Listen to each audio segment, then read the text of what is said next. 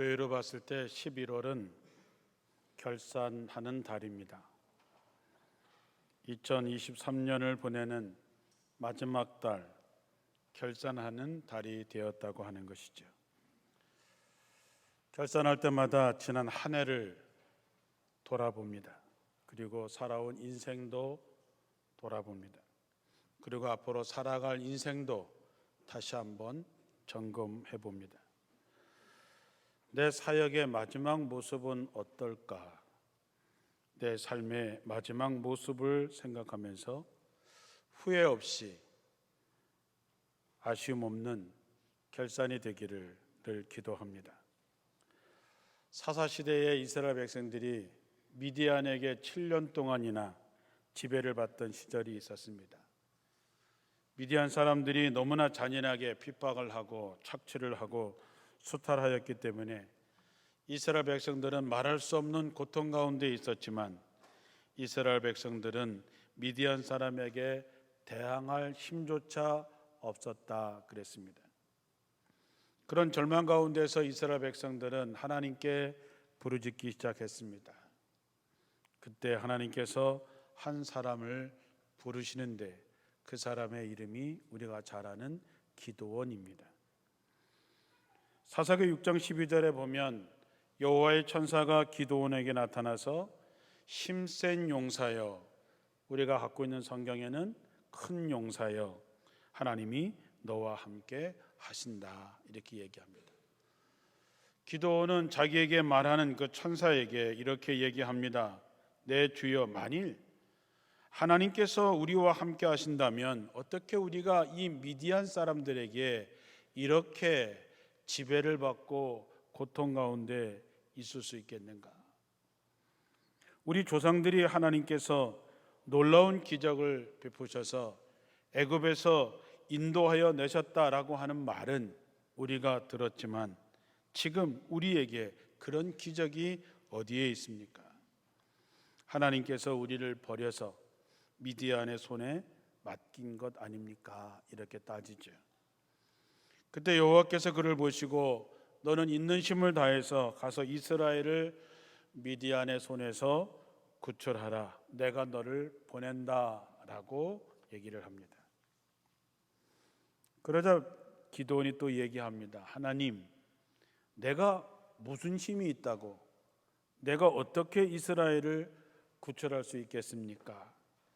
내 집안은 므낫세 지파 중에서 가장 약한 사람들이고 나는 그 가족 중에서 가장 보잘것없는 사람입니다. 하나님께서 말씀하십니다. 내가 너와 함께 하겠다. 너는 한 사람 치듯이 미디안 사람들을 쉽게 칠 수 있을 것이다. 만약에 여러분이 기드온이라면 어떻게 받아들이셨을까? 기드온이라고 해서 남보다 특별한 사람이 아니었습니다. 그는 하나님에 대해서 부정적인 생각을 갖고 있었고 자기 자신도 별 볼 일 없는 사람이라고 생각했던 사람입니다. 그런데 어느 날 갑자기 하나님의 천사가 나타나서 그에게 힘센 용사라고 부르는 것입니다. 기드온은 자신의 처지를 알고 하소연합니다. 나는 정말 별 볼 일 없는 사람인데 내가 무엇을 할 수 있겠습니까? 제가 기드온이라도 아마 그렇게 이야기했을 것 같습니다. 하나님께서 이렇게 정리하십니다. 기드온아, 내가 힘센 용사가 아니라 내가 너를 불렀고 내가 너와 함께 하기 때문에 너는 힘센 용사다라고 하는 것입니다. 힘센 용사가 될 수 있는, 큰 용사가 될 수 있는 길은 딱 하나입니다. 하나님의 부르심에 순종하고 그런 사람에게 하나님께서 함께 하시는 거죠. 사랑하는 성도 여러분, 분명히 아셔야 됩니다. 우리가 힘센 사람, 우리가 잘난 사람, 우리가 뭔가 있는 사람이기 때문에 부르신 것이 아닙니다. 하나님이 누구를 부르시든지 간에 그 부르심에 순종하는 사람이 가장 힘센 사람이 됩니다. 왜냐하면 하나님이 그와 함께 하시기 때문입니다. 그러므로 우리가 꼭 기억해야 되는 것은 내가 무엇인가 중요한 것이 아닙니다. 내가 어떤 사람인가가 중요한 것이 아니라 하나님이 나를 부르셨다라고 하는 것, 그리고 거기에 순종해서 나갈 때 하나님이 나와 함께 하신다고 하는 것이죠. 이제 연말이 되면 교회 새로운 일꾼들을 부르십니다.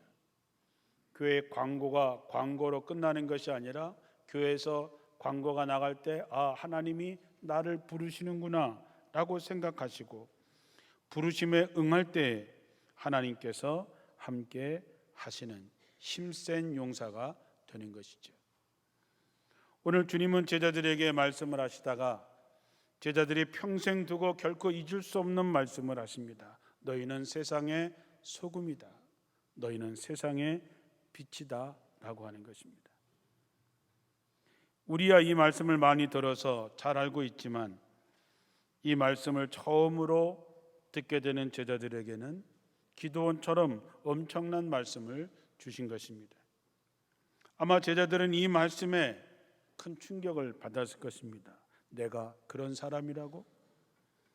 보잘것없는 인생을 살아온 그들에게 너희는 세상의 소금이고 세상의 빛이라고 하는 말씀이 믿어지지 않는 놀라운 선포였을 것입니다. 이스라엘 사람들처럼 우리도 마찬가지로 현실이 암담하고 지금 뭔가 새로운 세상이 왔으면 하는 기대감이 있습니다. 그리고 뭔가 달라지기를 원하지요. 그래서 우리는 하나님이 어떻게 해주시기를 기도합니다. 그런데 문제는 자기들 스스로 자신들이 원하는 세상을 만들어갈, 열어갈 주인공이라고는 생각을 하지 않는 것입니다. 자신들의 처지나 여건 그리고 자신들의 능력으로 보았을 때 상상도 하지 않는 것이죠. 만약에 제자들이 예수님을 만나지 않았었다면 어떻게 되었을까요? 그들은 척박한 팔레스타인에 태어나서 힘겹게 살다가 이름도 없이 빛도 없이 흔적도 없이 사라져 버렸을 것입니다. 하지만 예수님의 제자들은 예수님을 만나고 그분의 제자가 되고 그분의 말씀을 듣고 그들의 삶이 완전히 달라지는 삶을 삽니다. 세상을 뒤엎는 사람들이 되는 것이죠. 세상을 변화시키고 세상에 희망을 주는 소금과 빛이 된 것입니다. 이 말씀은 과거의 제자들에게만 해당되는 것이 아니라 지금 보잘것없는 우리에게 주님께서 말씀합니다. 아무개야 너는 세상의 소금이고 세상의 빛이다. 예수님은 세상의 빛이 되어라, 소금이 되어라, 노력해라 라고 하는 것이 아니라 너희들은 이미 세상의 빛이고 세상의 소금이라고 말씀합니다. 여러분 자기 스스로에게 그렇게 선포하십시오. 나는 세상의 빛이고 세상의 소금이다. 주님께서 여러분을 향해서 말씀하신 것입니다. 이 선언은 내가 누구며 내가 어떻게 살아야 하는지를 분명하게 합니다. 이 선언은 뭐 하나 새로울 것 없는 진부한 삶을 살아가는 우리들에게 강력한 도전이고 우리가 또한 풀어가야 될 과제입니다. 하지만 내 자신을 돌아보면 세상의 소금이라고 하기엔 우리의 삶이 너무 세상과 밀착되어 있고 소금의 맛을 잃어버렸다라고 생각하죠. 세상의 빛이라고 하기에는 우리의 삶이 너무 어둡습니다. 그럼에도 불구하고 우리가 세상의 빛과 소금의 아름다운 삶을 살기 위해서 세상의 소금과 빛으로 살았던 이들의 삶을 유심히 살펴볼 필요가 있습니다. 소금과 빛이 되는 사람은 예수님처럼 기꺼이 자기 자신을 내어주고 포기하는 삶을 사는 사람들입니다. 성경은 예수님은 이 세상에서 가장 작은 자의 모습으로 우리에게 오신다고 했습니다. 내게 다가오시는 예수님을 볼 수 있어야 됩니다. 내게 말씀하시는 주님의 음성을 들을 수 있어야 됩니다. 배고픈 사람, 목마른 사람, 병든 사람, 헐벗은 사람, 나그네 된 사람, 옥에 갇힌 사람, 그런 모습으로 내게 다가오는 그 사람들을 내가 어떻게 대하느냐가 우리가 예수님을 어떻게 대하는가로 결정되어지는 것이죠.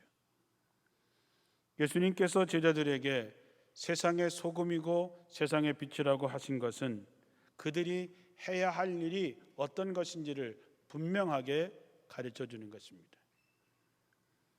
주님은 우리를 위해서 당신 자신을 내어주심으로 세상을 거룩하게 하는 소금이 되셨고 세상의 어둠을 밝히는 빛이 되셨습니다.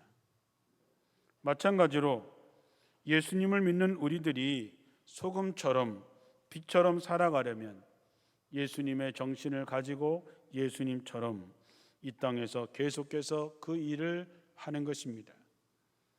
그런데 우리는 오늘 자신들의 편리와 유익을 위해서 교회의 본질적인 사명을 저버리는 경우가 너무나 많이 생기고 있습니다.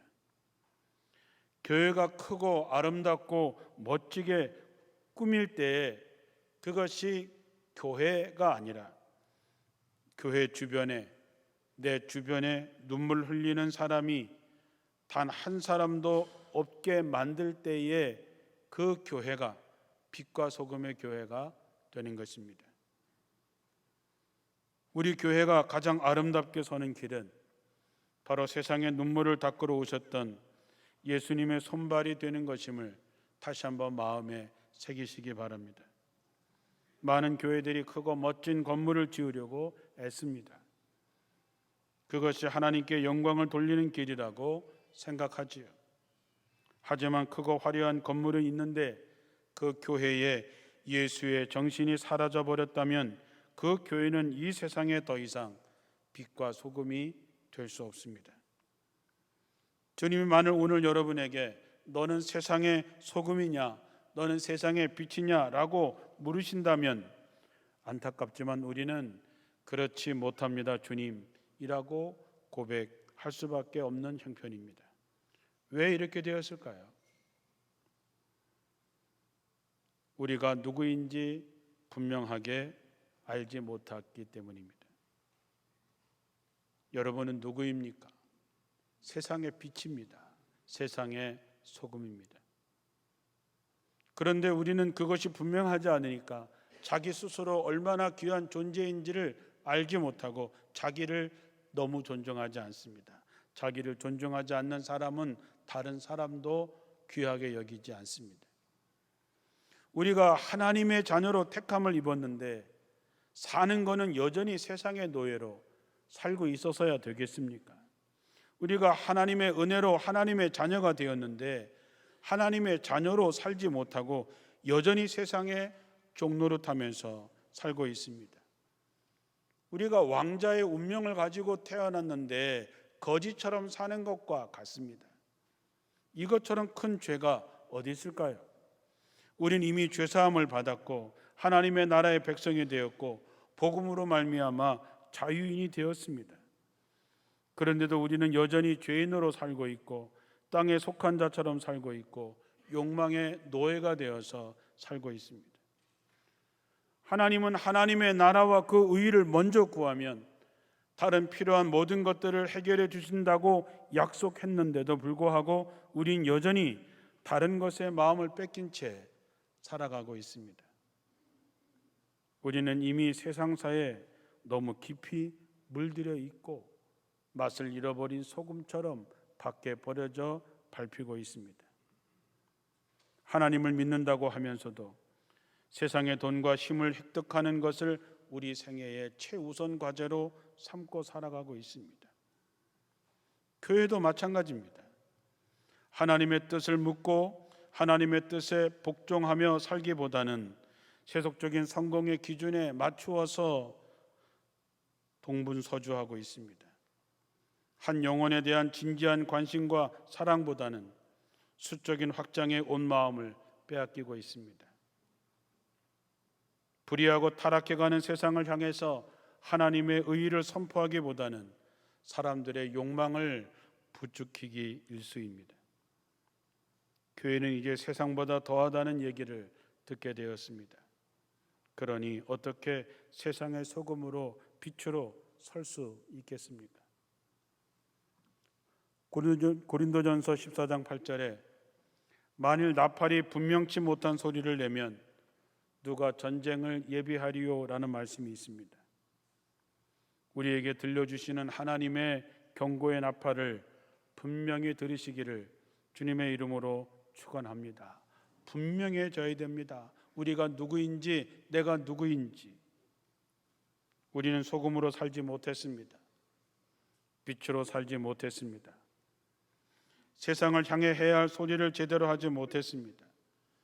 세상이 이렇게 어두워진 것은 우리가 비치기를 포기했기 때문입니다. 세상이 썩어져가고 부패하고 불의함으로 가득 찬 것은 우리가 소금이기를 포기했기 때문입니다. 하지만 이대로는 안 됩니다.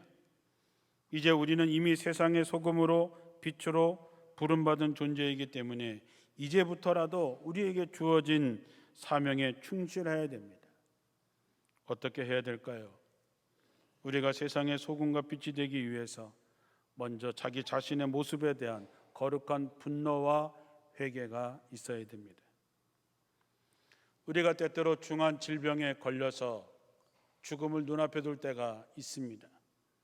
때때로 우리의 사업이 잘못된 판단으로 실패해서 정말 살기 어려운 상황이 될 때가 있습니다. 우리는 정말 중요한 것을 잃어버리고 후회할 때가 있지요.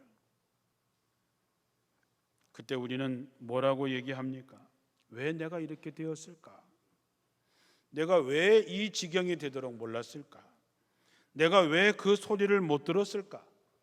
내가 왜 양보하지 않았을까? 내가 왜 배려하지 않았을까? 내가 왜 하나님의 말씀에 순종하지 않았을까? 이런 거룩한 분노가, 회개가 우리들의 마음속에 있어야 됩니다. 사랑하는 성도 여러분, 성경의 마지막에 양과 염소로 분류하고 알곡과 쭉정이로 분류하고 준비된 사람과 준비되지 못한 사람이 나눠지게 됩니다. 여러분, 양들과 같이 사니까 양이라고 생각하십니까? 알곡과 함께 자라고 있으니까 내가 알곡이라고 생각하십니까? 자신의 모습을 봐야 됩니다. 양과 살고 있는 염소인지, 알곡은 자라지만 나는 쭉정이로 있는지를 돌아볼 수 있어야 됩니다. 우리가 예수 믿기로 작정한 것은 잘 먹고 잘 살려고 하십니까? 빛과 소금이 되는 사람은 다른 이들을 위해서 불편함을 각오한 사람의 삶이 되어야 되는 것입니다. 여러분, 우리가 빛을 내려면 자신을 태워야지 빛이 됩니다. 우리가 소금의 맛을 내려면 자신을 녹여야 맛을 낼 수가 있습니다. 자기를 희생하지 않고는 절대로 빛과 소금의 삶을 살아갈 수 없습니다. 어림도 없는 얘기죠. 예수님은 자신을 내어주시면서 그것을 사랑이라고 이야기하셨습니다. 남에게 배려 한번 못하고 남을 위해서 내어주지 못한다면 그는 주님의 제자가 아닙니다. 소금의 존재 이유는 자기를 잘 지키려고 하는 것이 아닙니다. 자기를 녹여서 맛을 내고 썩는 것을 방지하는 것이지. 죄 없으신 주님은 우리를 위해서 하늘 보좌를 버리시고 십자가 지심으로 영원한 생명을 우리에게 주셨고 세상에 가난하고 소외된 사람을 위해서 소금의 맛을 내셨습니다. 무엇을 먹든지 마시든지 주님의 영광을 위해서 살라 했습니다. 여러분이 먹고 마시는 것, 일상적인 삶에서도 하나님의 영광이 드러나는 것이지요. 소금과 빛의 삶을 살라고 여러분을 순교자로 대단한 것으로 이야기하는 것이 아닙니다. 작은 예를 하나 들어보겠습니다. 우리 교회의 가장 심각한 문제 중에 하나는 주차장이 너무 좁다는 것입니다. 제가 볼 때 우리 교인들이 정말 잘하는 것이 하나 있는데 그게 뭐냐 하면 주차를 어떻게 저렇게 꽉 채워서 할까 하는 것이죠. 정말 기가 막힙니다. 차 한 대 빠져나갈 수 없을 정도로 꽉 채웁니다. 가끔씩 일 생기면 나가지도 못하겠다 이런 생각을 갖습니다. 주차장을 더 넓히고 더 만들어야죠. 그런데 그건 어마어마한 돈이 드는 일입니다. 그런데 한번 생각해 보십시오.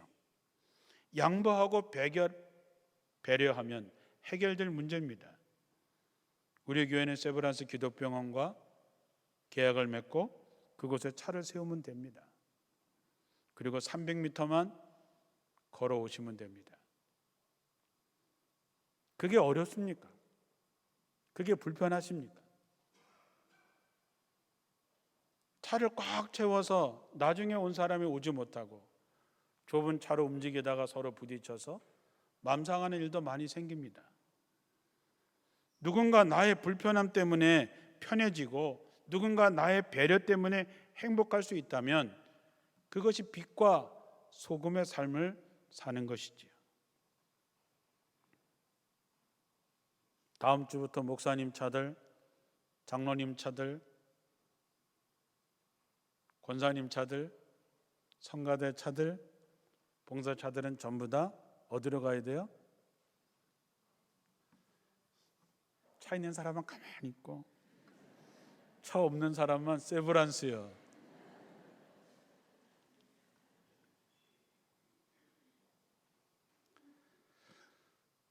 내가 누군가를 위해서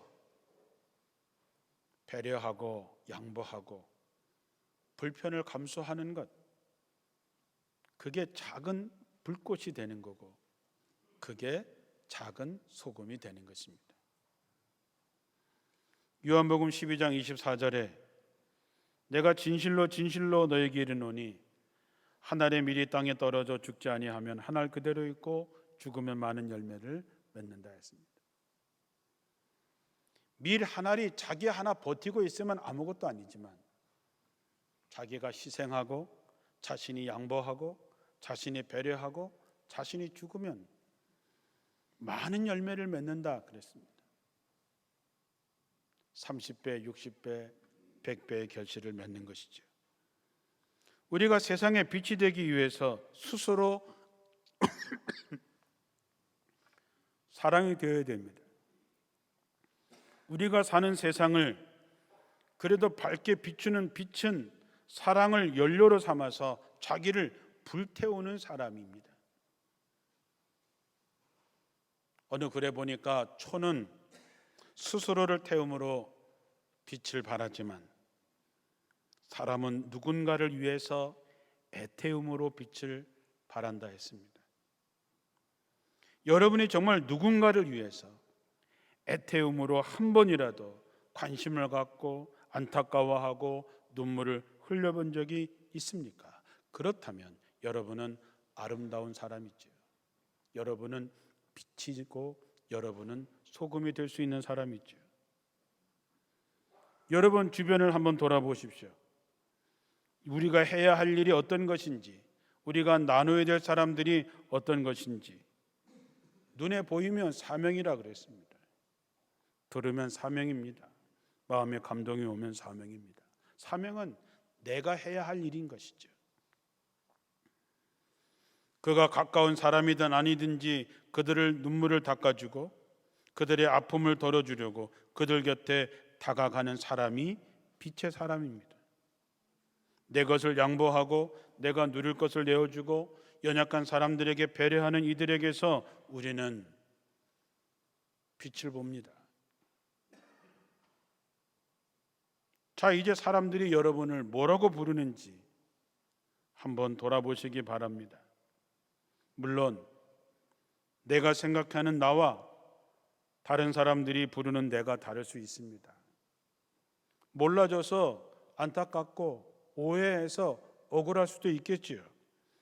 그러면 다가가서 내가 누군지, 내가 빛이고 소금이라고 하는 것을 알려주시면 됩니다. 그가 오해했다면 그것이 오해였다고 하는 것을 여러분의 삶으로 증명해내면 되는 것이지요. 1978년 5월 달에 신학교 1학년 때 웨슬리 회심 주간에 감리교 신학대학 설교대회가 있었습니다. 모든 학생들, 모든 교수님들이 다 참석한 가운데서 앞에 나와서 설교대회를 하는 것이죠. 제가 철이 없어서 하룻강아지 법무서인 줄 모른다고 1학년이 이제 들어온 지 2달밖에 안 됐는데 제가 설교대회에 나갔습니다. 그때 설교 제목이 뭔지 아십니까? 바보들이었습니다. 본문은 마태복음 5장 38절에서 48절의 말씀이었습니다. 이 설교는 제 마음에 평생 남아있는 설교입니다. 마태복음 5장 38절 이하의 말씀이 이렇습니다. 눈은 눈으로 이는 이로 갚아라 하는 말을 듣지 않았느냐? 그러나 나는 너희에게 말한다. 악한 사람을 대적하지 말아라. 누가 내 오른뺨을 때리거든 왼뺨도 돌려대어라. 너를 고소하여 속옷을 빼앗고자 하는 사람에게 겉옷까지 주어라. 누가 내게 억지로 오리를 가자 하거든 신리를 가져오라. 내게 요구하는 사람에게 주고 구워달라고 하는 사람에게 거절하지 말아라. 네 이웃을 사랑하고 원수를 미워하여라는 말씀을 듣지 않았느냐? 그러나 나는 너희에게 말한다. 원수를 사랑하고 너희를 핍박하는 자들을 위해 기도하라. 그렇게 하는 것이 하나님 아버지의 자녀된 도리이다. 하나님은 해가 악한 사람과 선한 사람에게 다 같이 비치게 하시고 의로운 사람과 의롭지 못한 사람에게 비를 똑같이 내려주신다. 너희를 사랑하는 사람들만 사랑한다면 너희가 무슨 상을 받겠느냐? 세무원들도 그만큼 하지 않겠느냐? 또 너희가 너희 형제들에게만 인사한다면 남보다 나을 것이 무엇이겠느냐? 믿지 않는 사람들도 그렇게 하느니라. 그러므로 하늘에 계신 너희 아버지께서 완전하신 것 같이 너희도 완전하여라.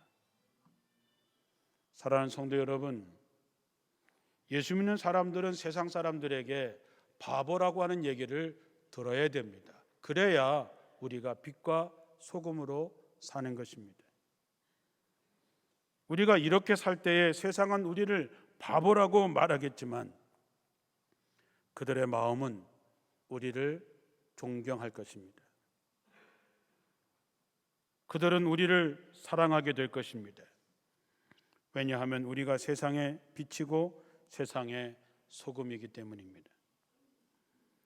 예수 믿는 사람은 많지만 하나님의 말씀대로 덕을 세워서 다른 사람들에게 영적인 감화를 끼치고 살아가는 사람은 그리 많지 않습니다. 우리가 예수 믿는다고 고백하면서 성전에서 이렇게 멋진 예배를 드리는 것만으로 빛과 소금의 역할을 다할 수 없습니다. 우리가 그리스도의 손과 발이 되고 그분의 목소리가 되기 시작할 때 우리는 비로소 빛과 소금이 되어서 세상의 희망이 되는 것입니다. 너희는 세상의 소금이다. 너희는 세상의 빛이다. 이 말씀은 정말 부족한 우리를 향한 과분한 선언이지만 그러나 이 말씀은 우리에게 하나의 도전이고 하나님의 부르심입니다. 이 놀라운 선언에 감사함으로 받아들이고 여러분이 정말 세상을 사랑으로 밝히고 의의 목마름에 대한 세상을 정화하는 아름다운 이들로 빛과 소금이 되기를 주님의 이름으로 축원합니다. 기도하겠습니다.